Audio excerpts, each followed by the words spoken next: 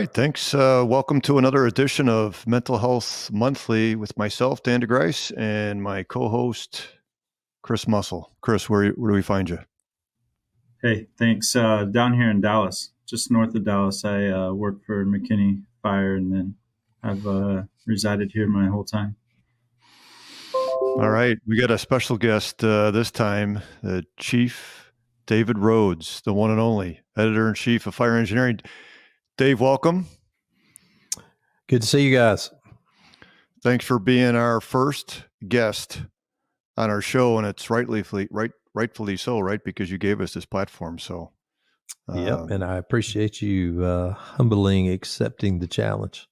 Yeah, so we'll see how long we go with this. I got a whole intro here of you. You got a long history. You got a heck of a biography and resume.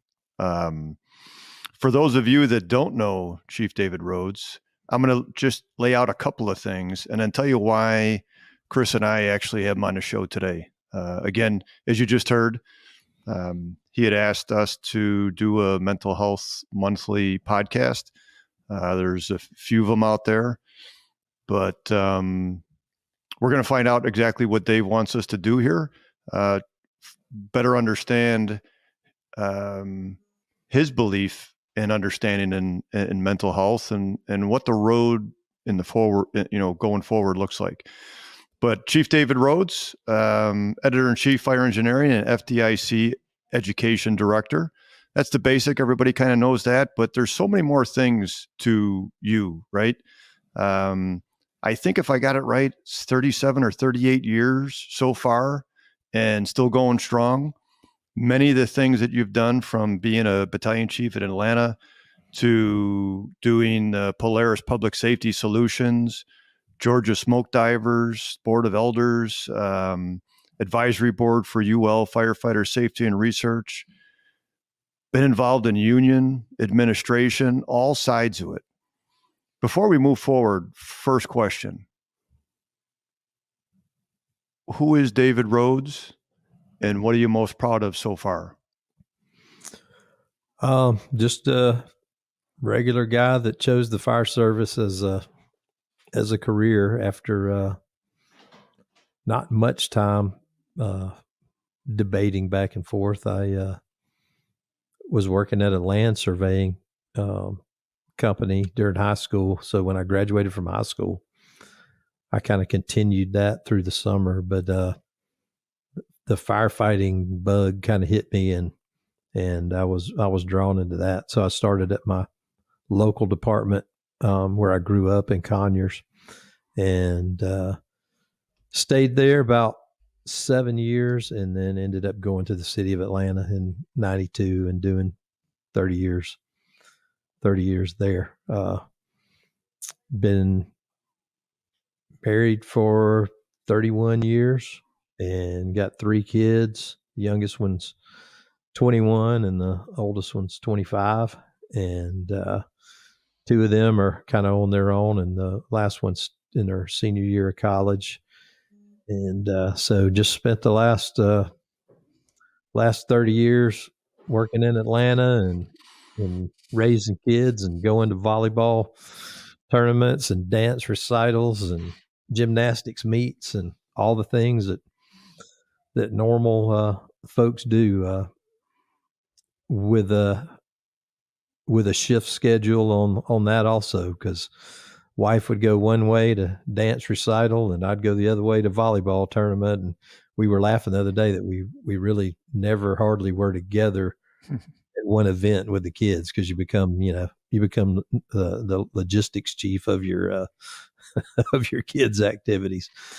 But yeah, smoke divers is a huge thing that I'm proud of. I actually just passed off all the duties of that, including the sort of the sergeant drill yard guys called the Smoke Daddy. I passed that off a little over a year ago, and then passed off the incident command role 2 classes ago.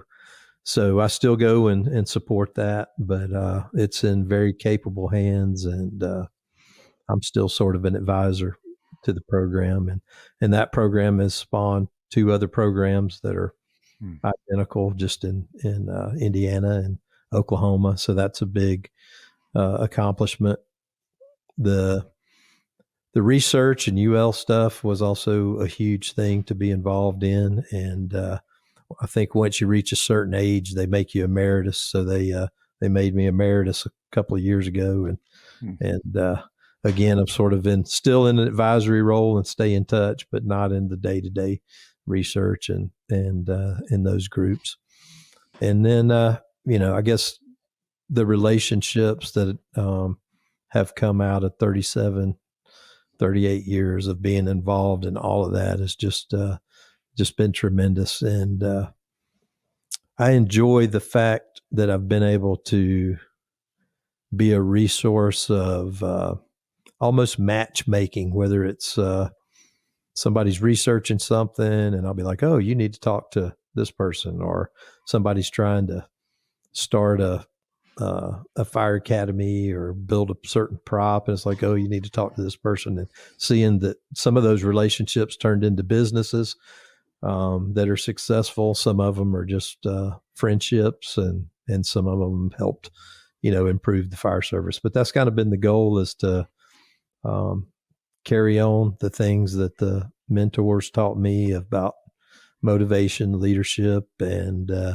leaving it better than you found it. And but never forgetting that it's the relationships that are the number one, thing to concern yourself with. All the rest of it works out. Yeah, I think when Chris and I talked about introductions and, how do you introduce Chief David Rhodes and so many accomplishments over so many years, and you probably think, man, that was like in a blink of an eye, right? From this podcast and what you want us to do and carry out here, I've been in behavioral health my entire life. Many people know me, grew up in a family where my father struggled with many different things, substance use being one of them, mental health. He was a Marine veteran, like Chris is, Chicago police officer. The only time I knew about behavioral health was when he went away. And then back then, very little. Other than that, in the fire service, I really didn't think about it much in the better part of probably the first 15 years of my career. Where does mental wellness, mental health fit in your career? Well, I was very fortunate that I had a strong, family, strong home life. Parents were together, still together, still alive. Had a sister, so I had a good family unit. When I started in the fire service, it was a small 20-person department, very, very much family support. There wasn't a whole lot of there's always politics in any organization, but there wasn't a whole lot of promotions and a whole lot of turnover, so there wasn't a lot of opportunities for things to go awry. There, it was sort of like your senior people were your senior people, and you knew they were going to get promoted, and it was expected and deserved. So I didn't really have any issues there. Where I got interested was sort of the effects of poor leadership and poor policy in an organization. And I've always said it's like I was very fortunate because in the organization I went through a lot, whether it was punishment assignments or just not being, the biggest one was just not being allowed to contribute in certain areas that you had interest in. There was a time when nobody wanted to go to the training academy, and I volunteered to go to the training academy, but wasn't allowed because I was union president. So they didn't want me to have any kind of influence over any of the recruits or anything that was coming in. So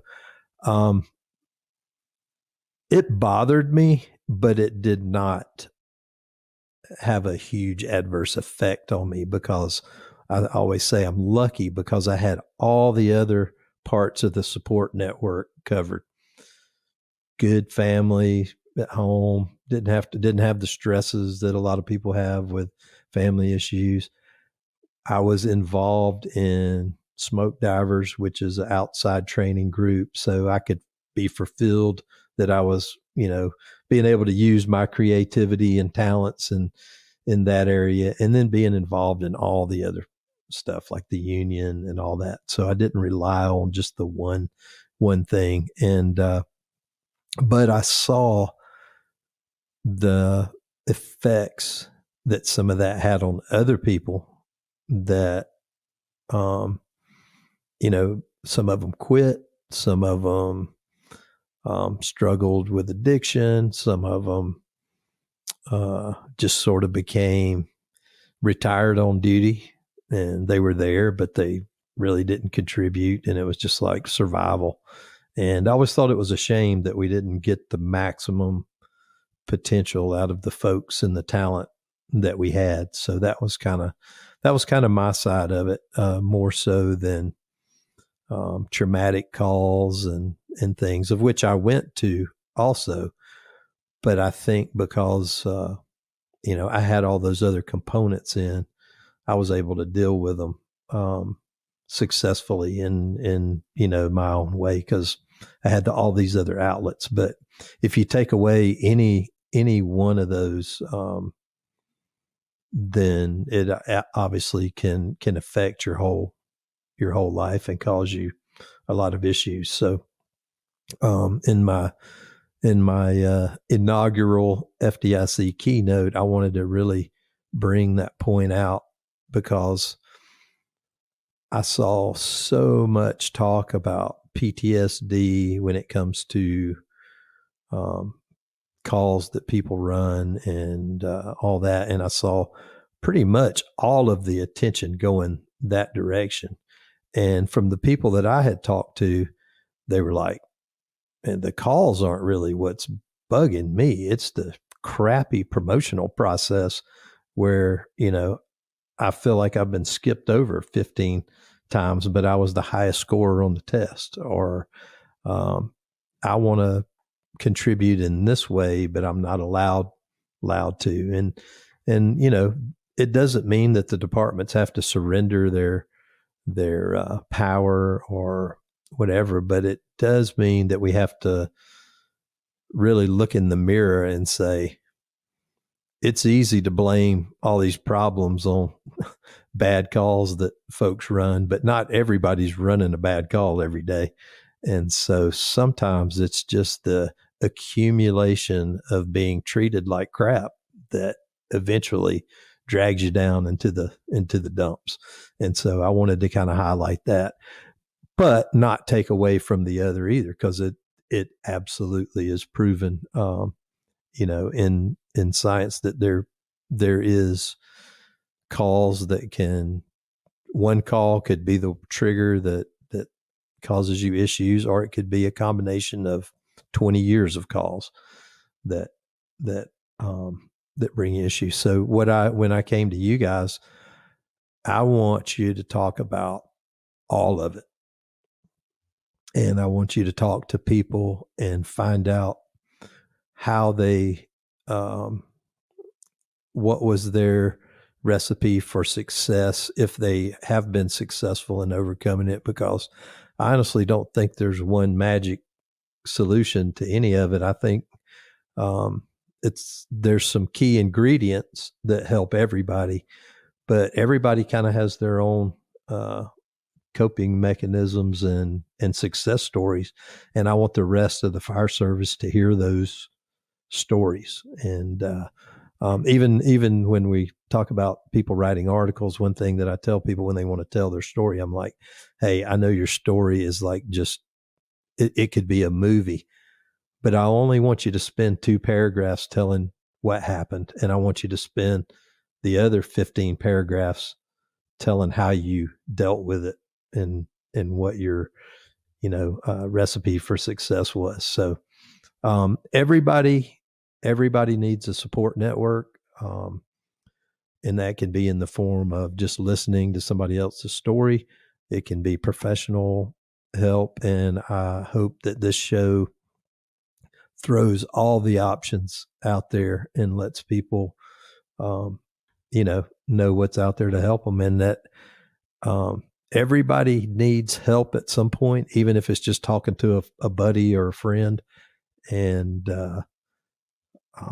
kind of tear down some of the stigma of I'm tough and everything's going to be all right because I'm tough. And it works for a little while, but that'll eventually catch up to you. And like I said, some people they just need a couple friends to talk with, and other people need to be on the couch, as we were talking about earlier. It just depends. It depends on you. So I didn't know. That's a great explanation, covering a lot of history, right? How do you persevere, right? In a 38-year career, not to mention whatever happened before that. I like when you share about the narrative doesn't have to be about the negative things. There's always some tough days, right? Yeah. Personally and professionally, calls that we're not going to forget. And that's okay because our brain keeps that. But the big piece that you mentioned, and I want to ask Chris about, because from a different generation, right? I'm 59, me and you are around the same age, and came up in different parts of the country. Chris, both from a Marine veteran and a veteran of the fire service, in the middle of his career, from different ranks, trying to manage a family and job, and like you mentioned, potentially organizational stress, or even, as you mentioned to people, or in general, like organizational betrayal. But the biggest thing here is, this is not going to be about woe is me and you got in the fire service, it's the wrong job. No, it's the greatest job in the world, and it's paid dividends to many people. But it isn't a singular event. As you mentioned, there are many different things that created David Rhodes and put you in a position currently now is you're the guy. But you've been the guy for many years for different reasons, being mentored and a mentee. But you mentioned about protective factors, and that is so important in resilience throughout one's person's life. You mentioned family, spouse, kids, jobs, getting away from the fire service, getting into the fire service, being outside the fire service, and coming back into it. It's not just a singular event. Chris, you've been around the fire service for 15 years, the military for, I think it was 4 or 6 years. 4 years. And you're in and around a population that you're embedded right in the middle of your career.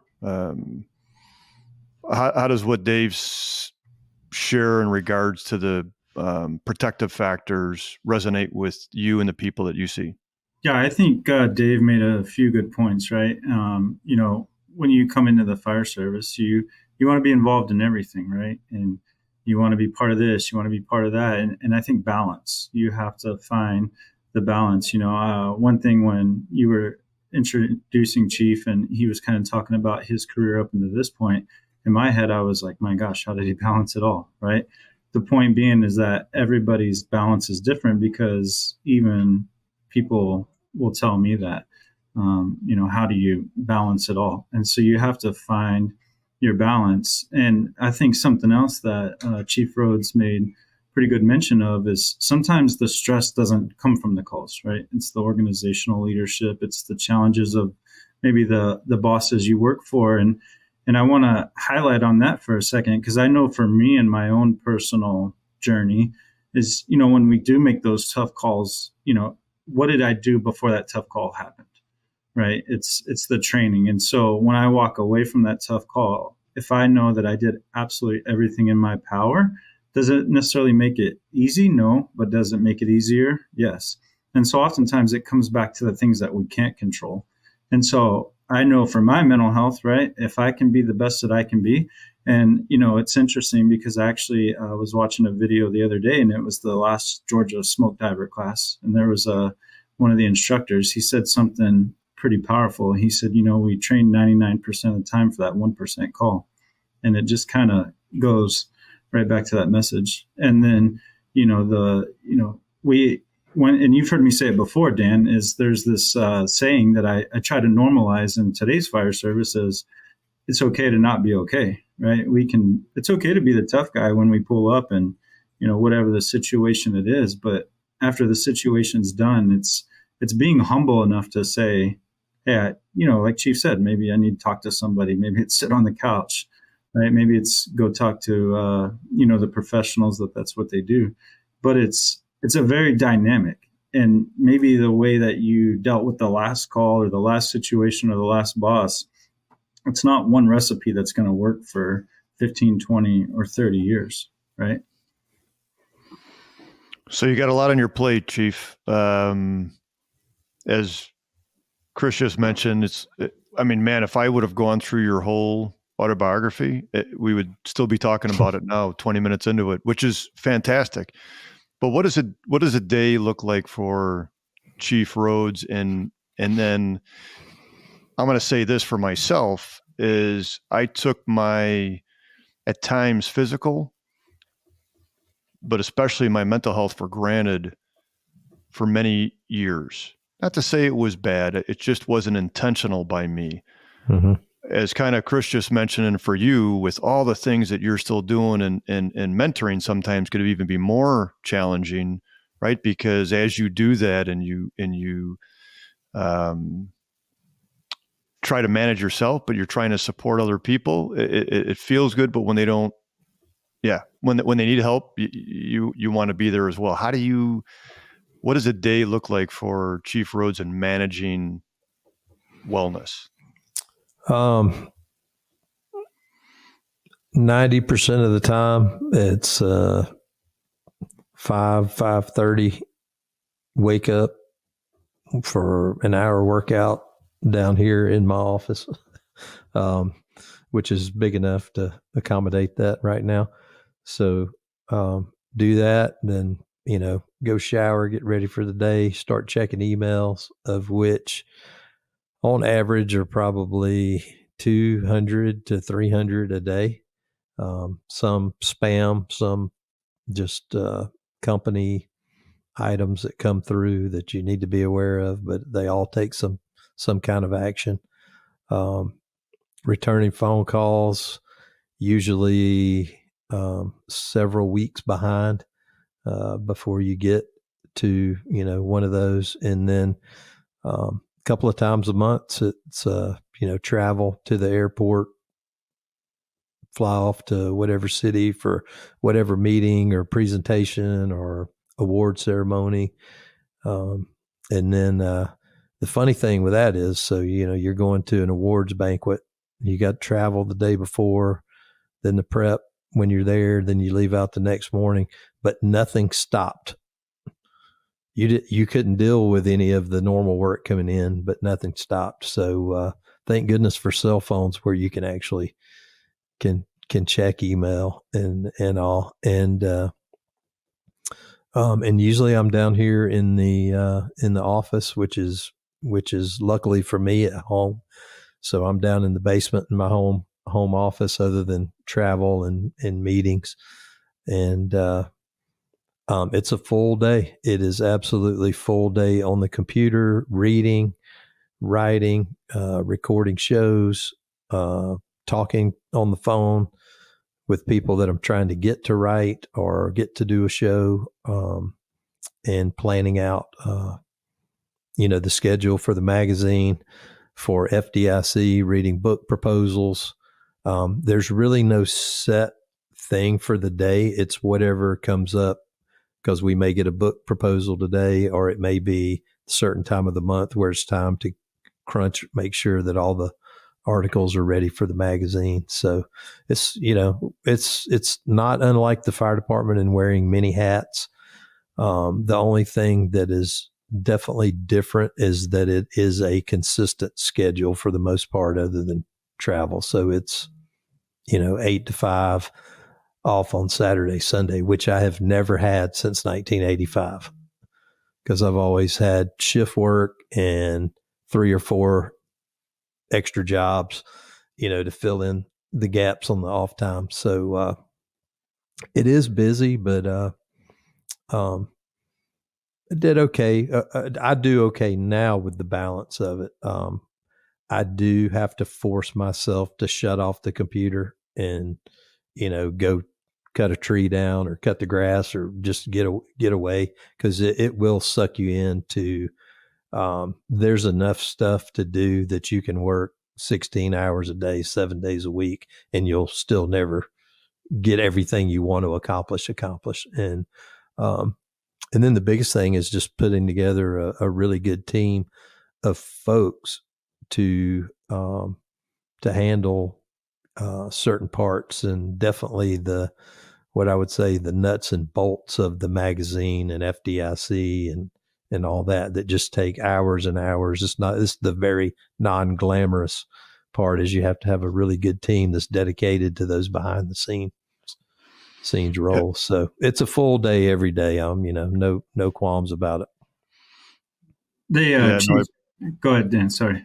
No, I was going to say, no, I appreciate that. And one of the things, and I'm going to offer this to you, but I think that you embody it, is that I can remember my days of whether it be an officer or chief officer, and people would ask, well, what kind of day do you expect? And expect the unexpected, right? If you go into the day in a mindset of, God, I hope this day is, slow or easy, you just set yourself up for failure. I tell every officer, I'm like, you get on the job, you're there for 24 hours, let it happen. You do, right? You kind of shared that, is that for all those people that aren't getting a response from Chief Rhodes or a text or email or a phone call, there should be an automatic response. You are 27th in the queue.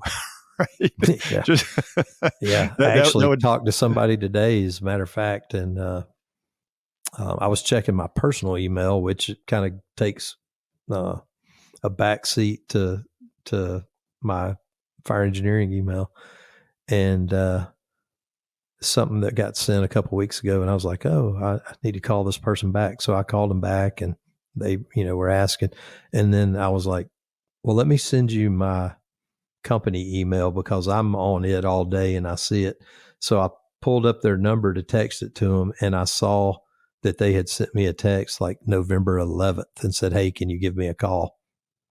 And I'm sure I saw it, but it kind of went by the wayside. So you have to have systems, write a lot of notes, but there's probably a couple of handfuls of people out there that are like, that guy's a jerk, man. He never called me back or whatever. My voicemail is always full. I can clear it out at 6 o'clock in the morning and it'll be full by 2 o'clock. And you know how it is. 50% of them are spam calls trying to get me to refinance or get my COVID money that I haven't applied for yet or whatever it is.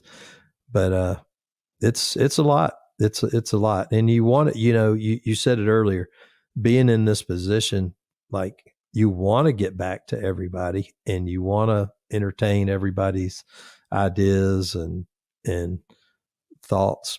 And I think we do pretty good, but we're definitely not 100% for sure. So if anybody is out there, you just have to keep being the squeaky wheel with text and email, and you'll eventually come up.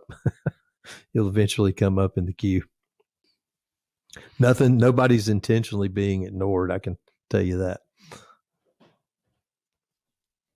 Chief, you mentioned the balance, and obviously what you're doing today looks maybe a lot different than 15, 20 years ago. And I think that's probably worth noting, is that balance changes, right? Maybe absolutely, personally and professionally. Like when you're maybe a rookie firefighter versus a company officer, a battalion chief, that balance changes. And then even in your personal life, you'd mentioned earlier running kids around, and I have a 10 and a 13-year-old. And so we're in that phase right now. And part of that balance is I find outlets in that, being able to go to my kids' game, being able to be Mhm. at their practices. And so that's therapeutic for me, right? So I might not necessarily be out playing golf, or I might not be going somewhere with the guys, but so finding, being able to use other things that, what I like to say, are low hanging fruit, can be balanced therapy. As to where now, you said your kids are grown and last one's in college. And so getting up and working out for an hour each day, that's your new It's balance. not quite as difficult. Yeah. Because during those times, the only time I had to work out was at the fire station. Either everybody can make time, but just the way schedules were, you were up taking somebody to school and then, picking somebody up. And again, the two parents going in different directions because one's at this school over here and the other two are over in this school. So it was tough, and I wasn't always the best at it. I guess the toughest years for my wife were when our kids were little. And of course, as fate would have it, I get elected union president the same year that my first kid's born. And so that means that not only am I 24/48, we didn't have any special release or anything. So during the week, it was, fire station Monday, union office Tuesday, come home by about 6 or 7 Tuesday night, go back to the union office Wednesday, get home 6, 7 o'clock Wednesday, and then back for a 24-hour shift Thursday, and then back to the union hall on Friday. Saturday off. And my wife actually worked at a hospital. She worked shift works and she worked weekends. So she would work like a full weekend on a Baylor shift. So it was truly chaos. We had to have 24-hour babysitters. We had some college kids, and then we had other folks that we used, and sometimes we had two. We would have one kid at this house for 24 hours if she happened to be working and I was on duty, at a minimum for 10 or 12 hours.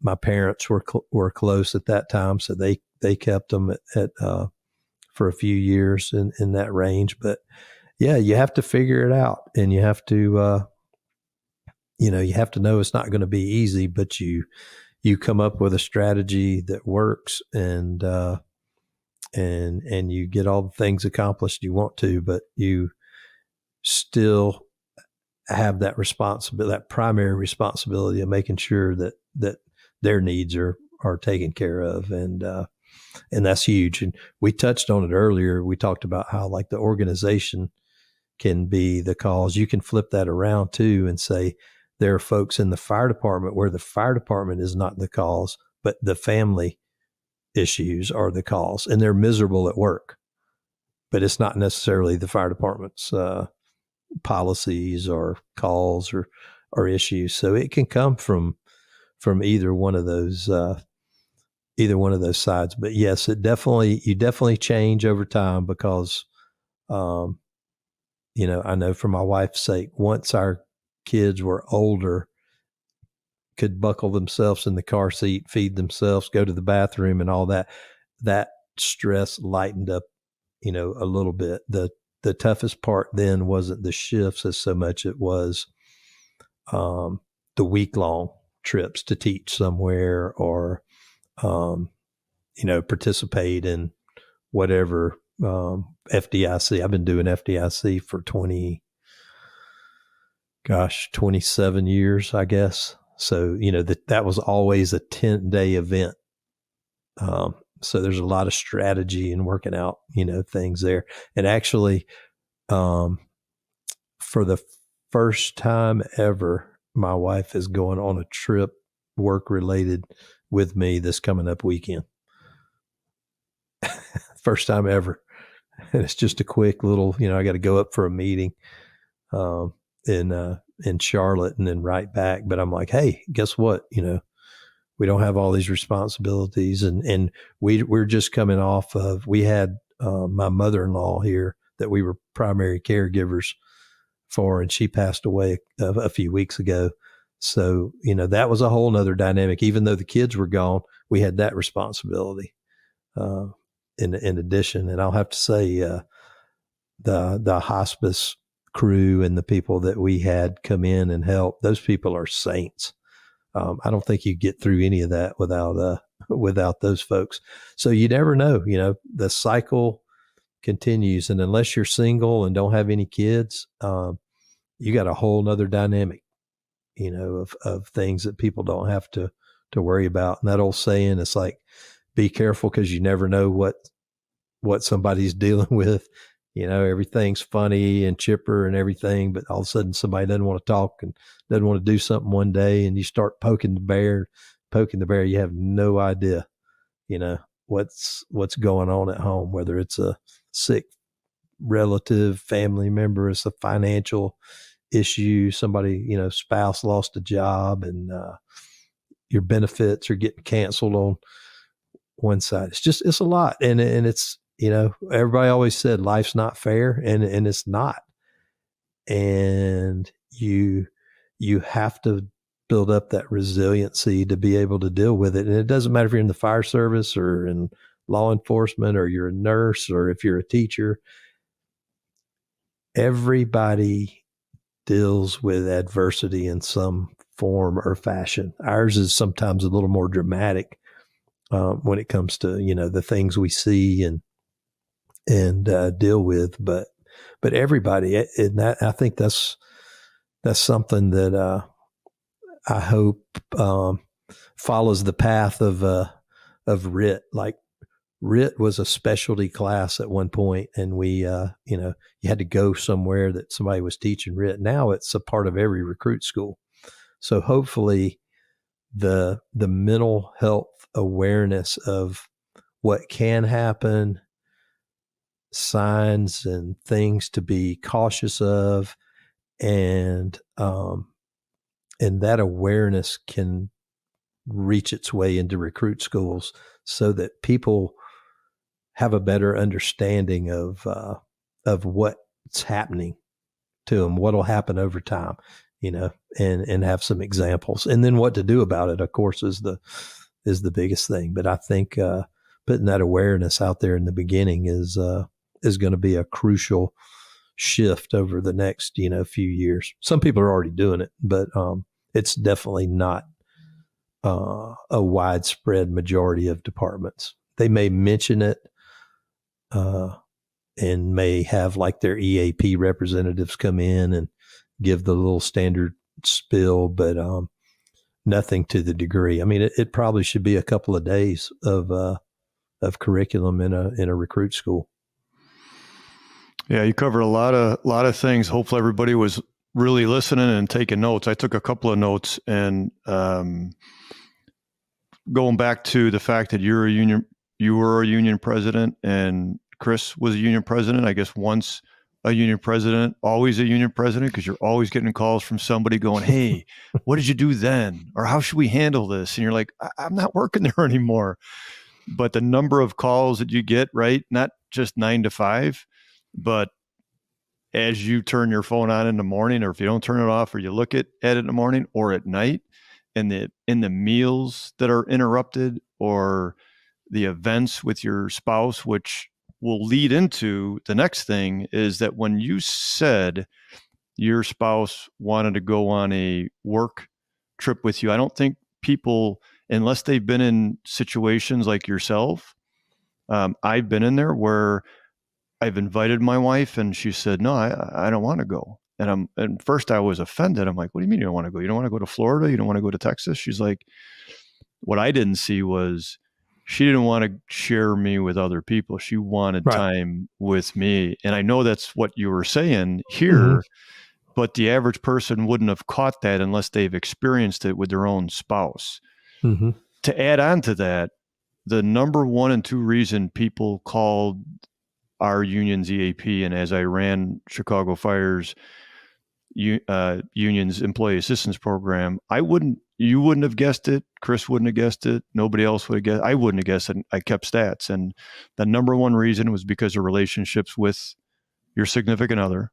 And then the number 2 reason was what you kind of led with in the beginning, was organizational stress and organizational betrayal, which was work-related issues. And that's why you had union presidents and trustees and board members to negotiate conflicts amongst the membership and the administration. So I hope everybody was listening to what you were saying, because you shared, but quietly shared, some golden nuggets to be aware of. Is that you've arrived when your spouse says, "Hey, can I come along?" Or when you ask and they're like, "Yeah, I'll come along." That's a big deal, right, Chief? Mm-hmm. Yeah, and it's the reason it's taken until now is there wasn't the opportunity because of all the other responsibilities, and this just happens to be somewhere pretty close.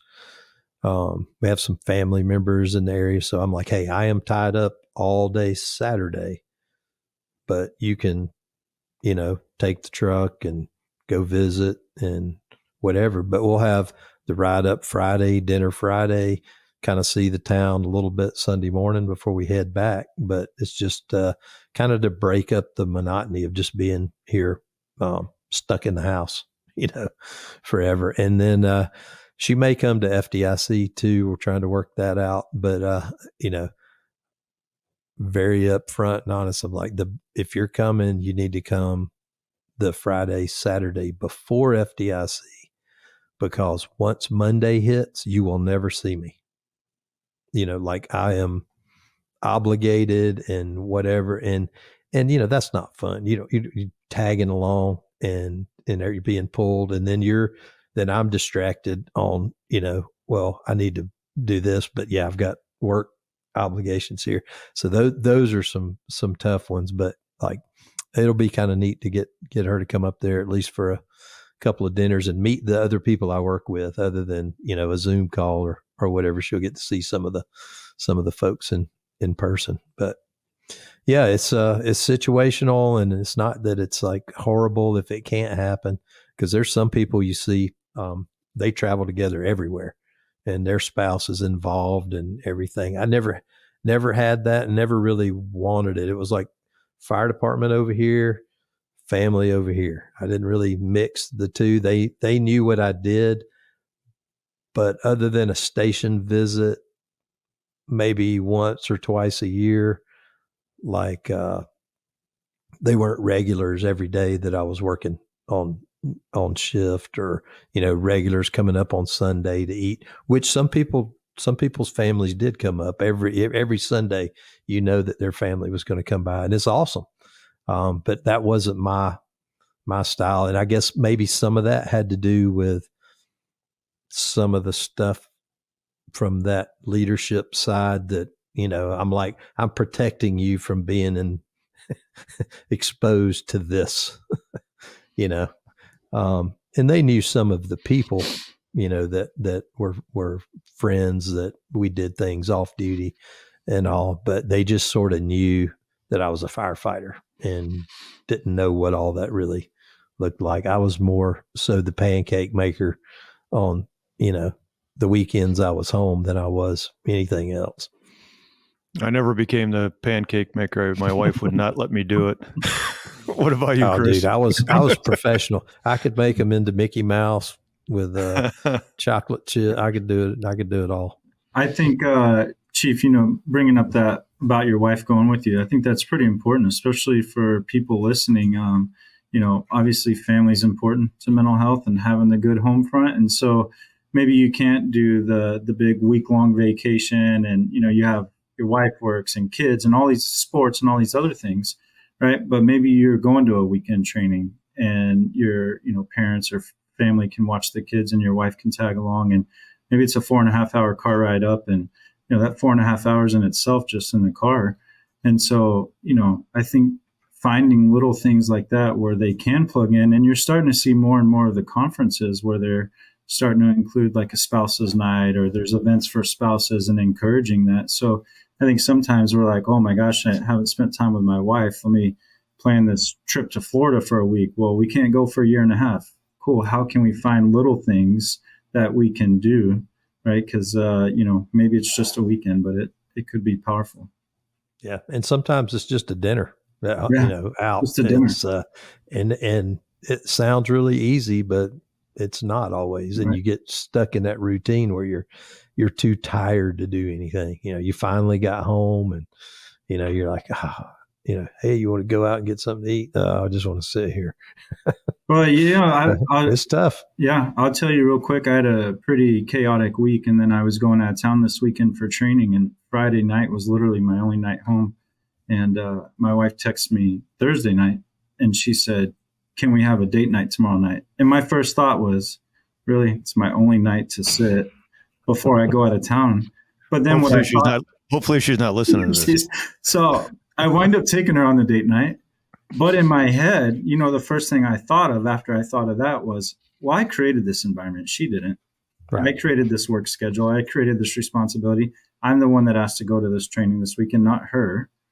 So why is it fair to her that I'm, Those are things that we have to think about. For sure. And nobody gets it perfect. So right. You just, work through it and do the best you can. And like they say, you learn from the mistakes. The biggest thing is to communicate and know what's happening, and don't let anything get to the boil over point. But nobody's going to do it. Nobody's going to do it perfect. There's a couple guys out there that you think are doing it perfect. When you see their little flirty text messages they send, and, oh yeah, don't forget, you need to do this and all. And you're like, dude, I know it's not that perfect.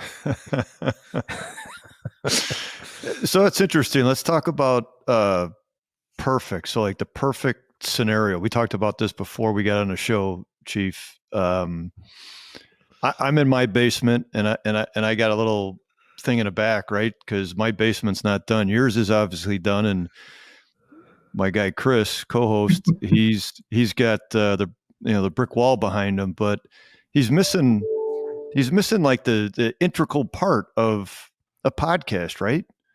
The microphone. Yeah, it's missing. Yes, he has microphone envy. So how do we get him there?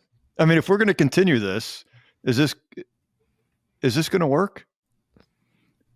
I need you to mentor him, Chief. We're going to have to up his game. Yeah, for sure. Yeah, it's coming, Chief. Promise. Okay. All right. Yeah, you do know that you're not getting paid for this, right, Chris? So if you're waiting for a check from Fire Engineering or Clarion, it's not happening. Tell your wife no date nights for 3 months.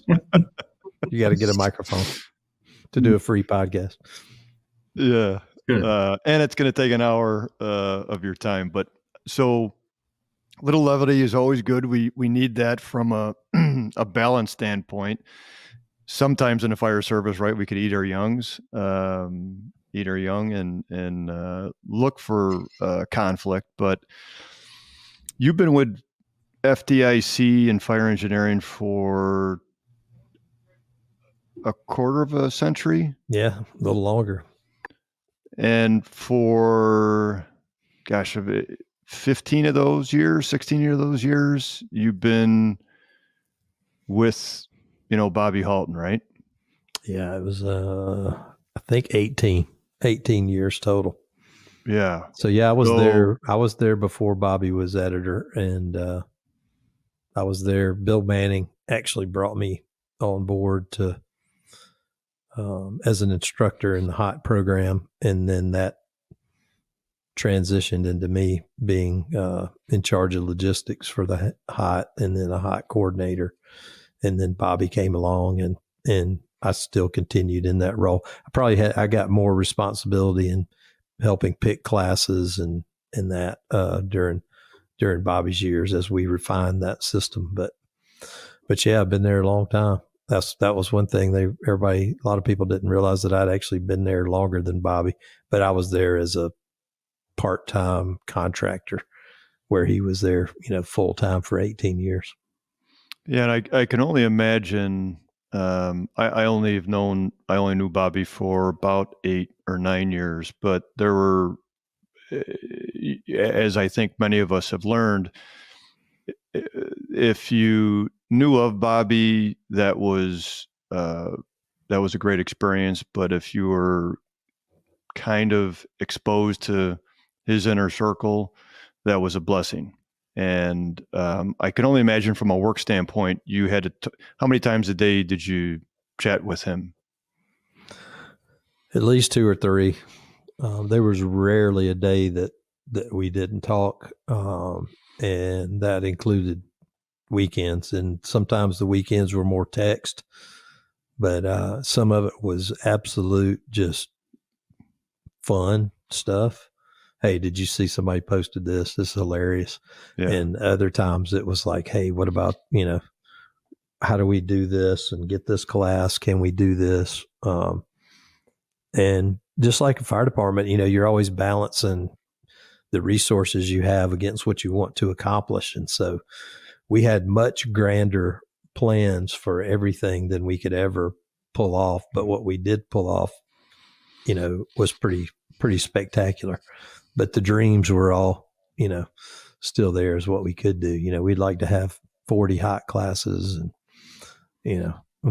100 classroom sessions a day and all that. But you're restricted in space, time, money, and all that. But yeah, it was a very, very unique and rewarding work relationship that turned into a long-term friendship, to where we did have that, sometimes it would just call just to be goofing off, talking about, funny stuff and who did what and the fun gossip stuff. Well, I'm glad you brought up the friend thing, because that's, you might have got an impression of where I was going with this, is that, it was work related. Besides all the calls and all the queues and all the emails and all the stuff that has to go on, and then all the unexpected stuff, you still had to talk to Bobby at the time. And now I'm sure you have your people that you interact with more so than others, but you still interact with a whole team of people. But then on top of that, from a balance standpoint, besides your 3 children, besides your spouse, besides your own wellness, right? Like you kind of shared, you wake up in the morning, you worked out. And I know that Bob would make calls at times when he was on the treadmill, and sounded like he was climbing Mount Everest, but he would take that time out as a wellness conversation. From a personal standpoint, obviously a great loss to the fire service in general with losing Bobby. I know from myself is that most people I've talked to, FDIC has not skipped a beat with you in there, and you've come with your own conviction and storyline. But there's got to be a personal loss with not having Bobby there and have those things there. I don't want to. I kind of been putting on your spot, but asking you, is there a void there, and how do you manage it? Yeah, for sure. And I guess, I think I'm pretty sure I wrote about this in one of the editorials, maybe the first one I did, but I guess I was kind of conditioned for that. I lost my childhood best friend when I was in 9th grade. And he was my next door neighbor, ride the school bus, play together every day, till dark, ride motorcycles on Saturday from sun up to sundown. And he got killed in a car wreck. And let's see, I was 14. I guess he was 13. We were only like a month apart, but the way the schools were, we ended up being in different grades, because I started before he did. And then Scott Millsap was just a huge mentor to me from about 19 years old, starting in the fire service. He ran the smoke diver program, and we lost him. He was only 45 to thyroid cancer. And that was a huge void. And I took over the smoke diver program from him. And so looking back, that was kind of like training in the making, because those were, the personality was huge, the respect and the following, and this way before social media and all that stuff, but just the the network that he had built was huge. And it's like, how can anybody replace that iconic of a figure? And then, fast forward 25 years from that is Bobby passing away and kind of passing the torch. So it was very much the same. And the void is more so in just the general conversation, I guess, than the business, because you kind of can figure that part out and there's other people to talk to. So it's more the loss of the friendship than it is the mentor in the business, because I get asked all the time, how'd you end up being the editor of fire engineering? I'm like, watch Forrest Gump, see all the things that happened to him. It's kind of the same thing, just sort of Forrest Gumped my way into the position. And, Bobby was very peculiar. It was interesting that he even mentioned like 3 years ago, like me taking over, because he was very cautious and he didn't want to be upstaged. He had his ways of doing things and all. And I think it's because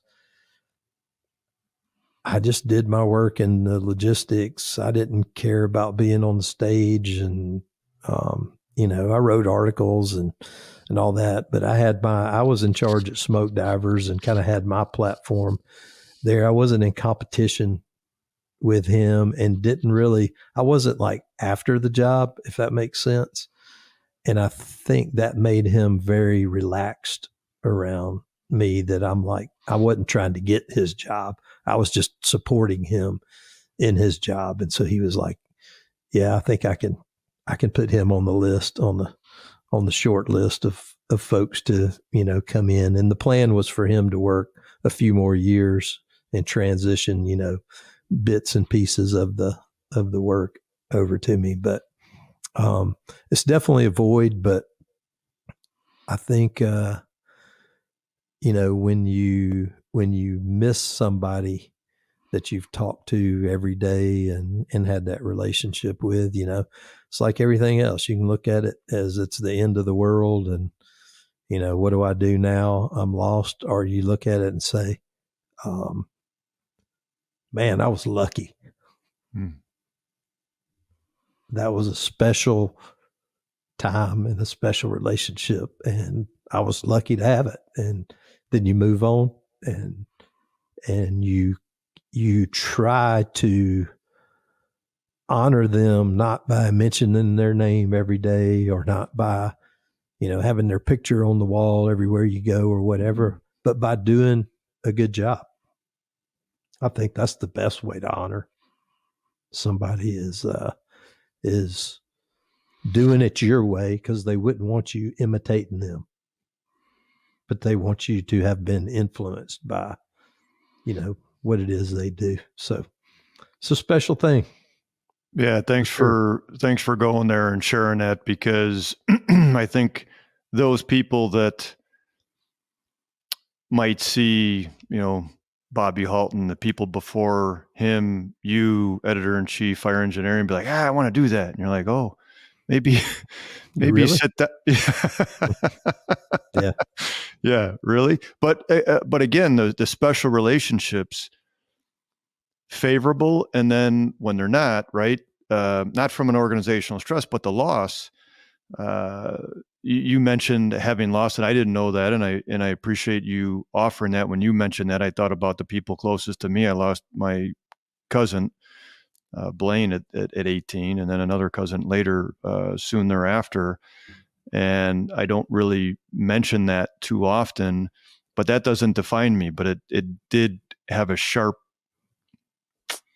there's a sharp pain in there. But I know I need to be connected with others. And what I've heard from you throughout this conversation, family, balance, work, time for yourself, including others, having that levity, having those people that you can confide in. I'm not going to ask you, because I'm sure, based on what you've said so far, you have those 3 people or 5 people that you're like, hey, I not saying sometimes I need a timeout, I need to call somebody or text somebody. more currently it's my spouse, but I also have other people that I can. In the past, honestly, sometimes it was Bobby, just to say, just a short 3-word text, and you'd get a response, and that's a connection. I'm assuming you have. How many would you have? How many do you have, if you put a number? Probably 4. Okay. Yeah. And that'd be like, 4 go-to folks. Nobody would know who they were, more than likely, other than somebody that was close into, my circle of folks. But, yeah, there's probably at least 4. And then there's another handful or a dozen that might be sort of situational. And not necessarily for any kind of major problem or anything, but just advice or somebody to talk something out with, and those people are usually way far removed from whatever it is that's going on. And I always joke with the smoke divers, as I said, eventually I'll always come and offer support, but eventually I want to be the guy standing over there at the grill that all the young guys know used to be in charge, and they're almost afraid to go speak to, and it's like there's some problem that comes up and they're like, you go ask him. And he's like, I'm not going to go ask him. You go ask him. And then they come over there and they go, hey, can I ask you something? And you go, yeah. And they're like, well, we got this situation and blah, blah, blah, blah, blah, blah, blah, and da. And how do you think we ought to handle it? And then you go, well, how do you think you should handle it? And then they give you an answer, and then you go, well, why the hell did you ask me then? You go back to flipping the hamburgers. Kind of be that old grouchy old man. I don't know if anybody's old enough to remember, but I always really admired the character Red in Baba Black Sheep. He had a heart of gold, and he cared about the air. He was the mechanic. He cared about the airplanes, but he gave everybody teetotal hell to keep them on their toes. He would do anything for them, but he really made you like work for it. And Tom Brennan was similar to that. You'd be riding in the car with him, and he would ask you a question, something fire related. And then you were afraid to answer because you didn't want to be wrong in front of Tom Brennan, right? And then one of his lines was, he's like, come on, kid, tell me what you got. I don't give this shit away for free. And so then you come out with an answer, and he'd be like, okay, yeah. And then he would explain his side of it or everything. And it was everything from the most useless piece of equipment on the fire engine to, how many people should be staffed on a rig. But he had those conversations always testing you. So I appreciate that analogy at the grill, but I not that I've known you for a long time, but I find it hard to believe that you'd have that growl.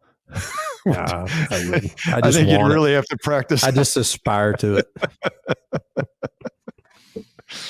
That's great. So couple last questions. I'm gonna let Chris ask his question. My question, from a variety of different things, right? From the 38 years, from all of your learned experience, you've had mentors. You've mentored others, right? That kind of have asked you. You don't go, "Hey, can I mentor you?" Right? It happens the other way around. Very organic, yeah. So, what does Chief David Rhodes tell the new guy? Well, you talk about the new firefighter coming into the fire department, or just and I should I say new guy, but I meant, you know what I mean. Anybody coming into fire service, so new firefighter that's coming in, and maybe more specifically from kind of our conversation today, right? Train and all that stuff, and be the best, and come in with an initiative. But from a mental health awareness standpoint, what do you? Because we've talked about that, is that we don't want to mitigate after a crisis. Right. We want to get in to the very beginning. So you're you're in the academy now, and we've talked about that from every academy across the country, there should be a week-long training in regards to behavioral health 101. Not necessarily peer support, right? Mm-hmm. There's classes out there, and that's great, and there's going to be that. But from a behavioral health, mental wellness standpoint, what does Chief Rhodes say to that class? Force yourself to take off and be away from the system. I don't know that there's a magic formula, but I do know that in my first 5 to 10 years, I never wanted to be off because I was afraid I was going to miss something. And whether that's, a million overtime shifts or whatever it is, you need to be away from it. And some people totally disagree with me on this, but I've given this advice to 1,000 people. If you are going to work another job in addition to the fire department, do something totally different.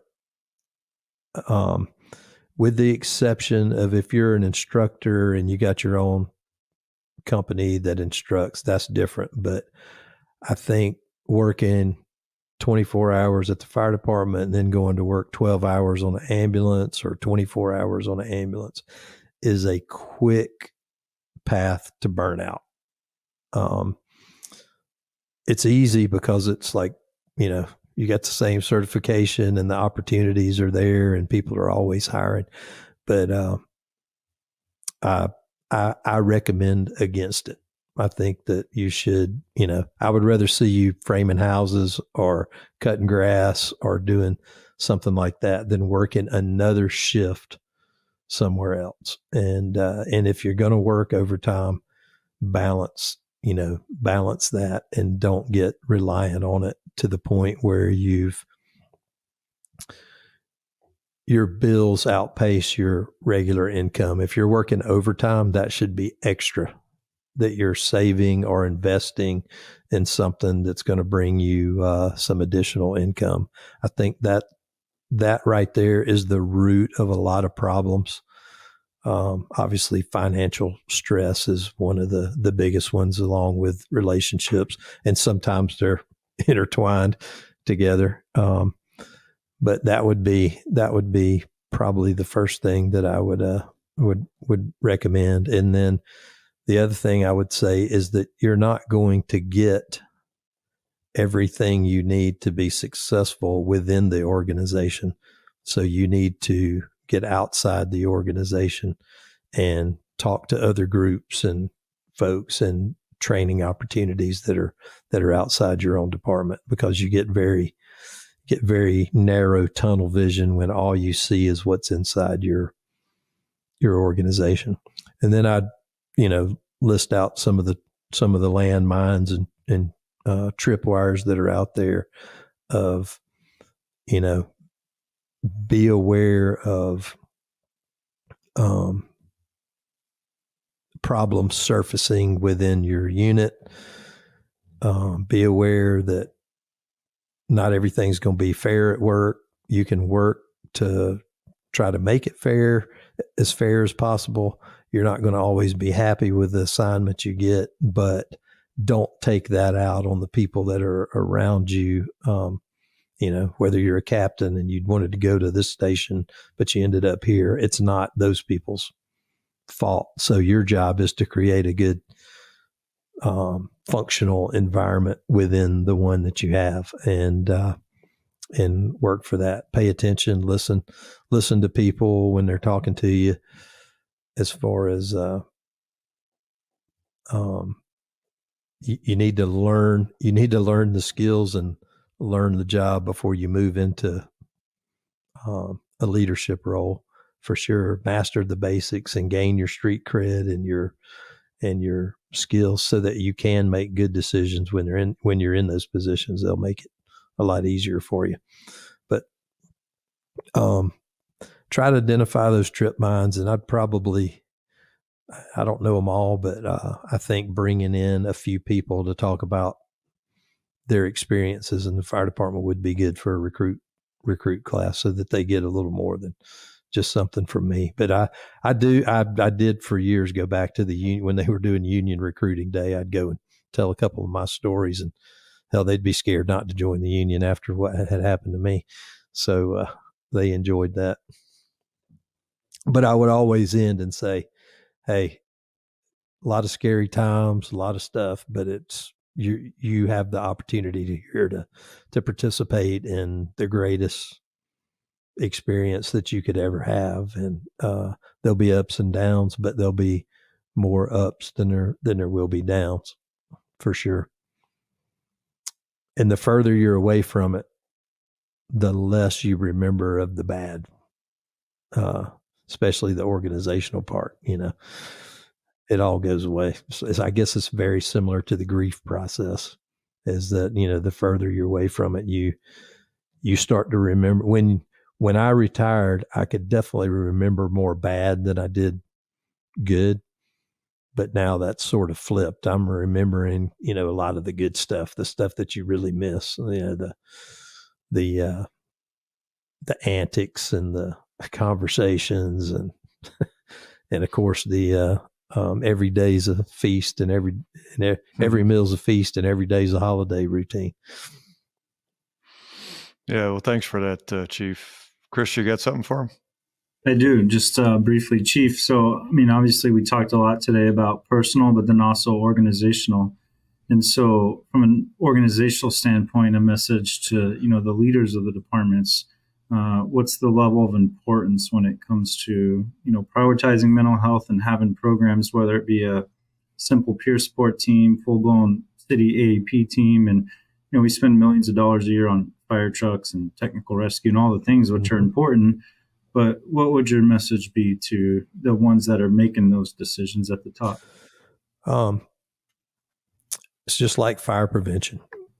You need to put the time and the resource into the awareness, the preventative things, and you need to create an atmosphere that prevents the problems from happening in the first place.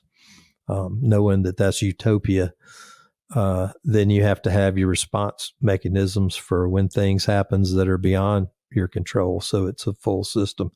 And I think that there's a lot of infrastructure out there, whether it be the union peer support, or a lot of departments have hired private companies to come in and kind of run their process. But I think we're not the best at it, but we always say that prevention first. So model your system and create fair, transparent promotional processes and disciplinary procedures that are universally applied across the board. And this person doesn't get one disciplinary action, and the other person who does the same thing gets another one. You have to really self-assess that, because you may not see it, but I think you should survey the troops and find out where their head is, and say, are our policies fair? Are they enforced equally, and all that? And do we have adequate resources for the experiences that you've had? But I think if we spent the majority of our time in that prevention phase and creating a good culture, then we wouldn't have as many things to respond to, because people would have the support, they would have the resiliency and the coping mechanisms. The calls would still be the same, but they would be able to deal with them much better. Yeah, that's great. Thanks, Chief. Again, going back to protective factors, right? If we have more protective factors around us, we can pretty much do anything. It's not that it's going to be where we're not going to be tired or hungry, mad or sad, but we're going to be able to persevere. Appreciate that. Hey, on behalf of myself and Chris, I want to appreciate your time, your candor, answering all the questions, going into this realm from a leadership standpoint. I mean, from the guy, right? You are the editor-in-chief of Fire Engineering, giving us this platform to talk about mental wellness. I want to use that word mental wellness because anytime you say mental, right, we have all those negative connotations that are associated with it. But I think the greater majority of this conversation and going forward is going to try to change that narrative in a sense. Mental wellness should be physical wellness and all intertwined so that we can not only have a great career, great family, but then it doesn't define us. The fire service doesn't just define us. It's who else are we, and into retirement or whatever that looks like. Mm-hmm. So thanks again for your time. I don't know if you mentioned it, but did you announce the keynotes for FDIC in April? We did. Yep. Okay. Scott Thompson is Wednesday, and Jason Hovelman is Thursday. Okay. So, yep, they are. They were notified months ago, and have plenty of good material. Yeah, that's one thing for another show, whether it be ours or somebody else's, is the time and preparation that goes into necessary to be a keynote speaker. Yep. It doesn't take a minute. It doesn't take a week. It takes really kind of like everybody we just watched the Super Bowl, right? So they're planning and preparing for the next Super Bowl. That's pretty much what you offer the next keynoter. It takes a good 8 to 10 months to prepare, right? We try to let them know by the end of August, who it's going to be. And that comes after our board meeting in August when we discuss it and throw some possibilities out there. So, yep, looking forward to both of them, and they'll have some really good messages. Scott's got some really good things going on in the colony where he's the fire chief, and he's doing some kind of non-traditional things with his staffing, and it's interesting. We're, like I said, we like to eat our young, so some of the things he's done, he doesn't have staffing problems and he doesn't have applicant problems, but there's some industry people out there that are telling him he's ruining the fire service because of what he's doing, because he broke with the traditional model. But Bruno said it best, if you're not changing, then you're backing up, really. So you need to change and morph your model into something that is going to work for your area. And what works in one area may not work in the other. That's the thing. There's no template that you apply. All firefighting's local, all politics are local, and there's common threads. But it's going to be interesting to hear him talk about the culture and some things that he's got going that I think have truly been successful. And then Jason's, of course, he's a well-known kind of a leadership guru that is in a smaller department that does both fire and EMS, and it'll be good to hear his perspective on how he's dealing with some of the same issues. Well, I look forward to it. It'll be my 9th year. I know that Chris and several of his McKinney firefighter brothers and sisters will be there as well. We got to get him to submit for a workshop or something, but let's get the mic first, and then we'll work on the baby steps, one thing at a time. Once he gets the mic, then we'll work on maybe like a computer with a keyboard so that he can put some thoughts down on electronically.